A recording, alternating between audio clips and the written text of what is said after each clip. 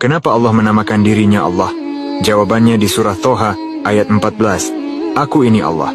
Tidak ada Tuhan selain aku, maka sembahlah aku dan laksanakan solat untuk mengingatku. Nama Allah dalam bahasa Arab terdiri dari 4 huruf, yaitu alif, lam, ha. Jika alifnya kita hilangkan, akan tersisa 3 huruf dan dibaca lillah.